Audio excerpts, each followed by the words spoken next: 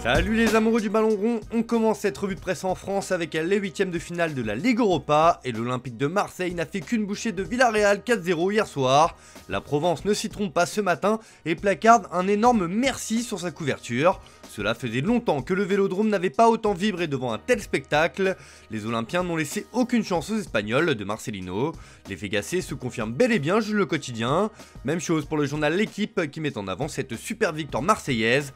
Grâce à 2 buts de Pierre-Emerick Aubameyang, le meilleur buteur de la C3, l'OM a réussi son test européen et confirme un peu plus son renouveau. La voie pour les quarts de finale est dégagée, annonce le quotidien sportif. En Espagne, Marca estime que la défaite du sous-marin jaune est un sinistre total pour l'équipe de Marcelino, l'ancien coach de l'OM. Revenons sur la une de l'équipe où la belle victoire du LOSC en Europa Conference League est aussi mise en avant. Les Dogs ont dominé Storm Graz 3-0 et réservent leur billet pour l'écart. On reste en France avec l'actualité du Paris Saint-Germain. Souvent secoué par le dossier Kylian Mbappé, le club de la capitale voit une nouvelle star émerger ces derniers mois, Warren Zaïre-Emery. Et comme l'annonce le journal Le Parisien sur sa une, Zaïre-Emery a 18 ans et une prolongation au PSG sur la table. Excellent à Saint-Sébastien, le jeune talent parisien fêtera son 18e anniversaire ce vendredi 8 mars. Dans le même temps, les rendez-vous vont s'accélérer pour qu'il prolonge son contrat qui se termine en juin 2025. Et comme nous vous l'avions indiqué ces dernières semaines, sa prolongation est déjà bouclée.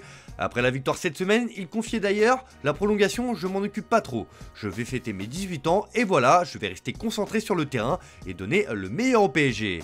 Bref, une bonne nouvelle pour le club de la capitale française. On file en Angleterre avec les autres huitièmes de finale de la Ligue Europa et notamment le carton de Liverpool contre le Sparta Prague 5-1. Et les Reds peuvent remercier leur attaquant Darwin Núñez qui est en grande forme comme le titre le Daily Mirror ce matin. Un doublé de Núñez pour une soirée parfaite pour Klopp, écrit le tabloïd. Pour le Daily Star, l'Uruguayen a rebondi sur les Tchèques, Núñez mène la danse en Europe pour les Reds. Et l'attaquant est entré un peu dans la légende du club puisque hier soir, il a inscrit le 1000e but de l'ère Jürgen Klopp à Liverpool. En Italie aussi, on met en avant les succès de la veille et notamment la belle mais compliquée victoire de l'AC Milan sur le Slavia Prague 4-2. Pour la Gazzetta dello Sport, Milan était en folie. Les rossoneri ont pris une belle option sur la qualification. Le Slavia était à 10 pendant plus d'une heure et a réussi à en marquer 2. San Siro siffle, puis c'est Leao qui invente le 4-2 de Pulisic, écrit le journal au papier rose. De son côté, l'AS Roma est inarrêtable en ce moment et le club de la Louve a étrié Brighton 4-0. Et le Corriere dello Sport titre que la Roma prend de l'espace, De Zerbi s'effondre. Le quart de finale est dans le coffre-fort, s'amuse le quotidien. De Rossi donne la leçon aux Anglais et l'Olympico chante, ajoute le journal.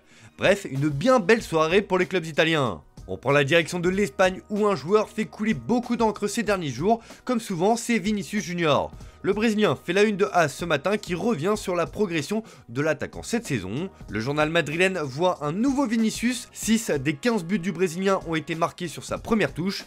Il lui faut désormais 5 tirs pour marquer, alors qu'il lui en fallait 13 auparavant. Il est le joueur qui a généré le plus de buts au cours des 3 dernières éditions de la Ligue des Champions. Surtout ce que veut mettre en exergue le quotidien, c'est à quel point Vinicius est devenu ultra efficace dans la zone de vérité. Pour le plus grand bonheur des fans madrilènes. En revanche, sa cote est loin d'être aussi haute chez les adversaires. Ce matin, Mundo Deportivo en remet une couche sur la polémique de l'étranglement face à Leipzig mercredi soir et titre que c'est inadmissible. Vinicius aurait dû voir rouge contre Leipzig. Il continue d'accumuler les actions antisportives pour lesquelles il s'en tire à bon compte. Il a fait amende honorable mais n'a rien changé malgré les conseils d'Ancelotti et de ses coéquipiers, note le quotidien. Super Déporté revient aussi sur cette affaire et va trop loin en placardant que Vinicius donne raison à Mestalla avec son comportement et justifie l'animosité du stade valencien contre le Brésilien.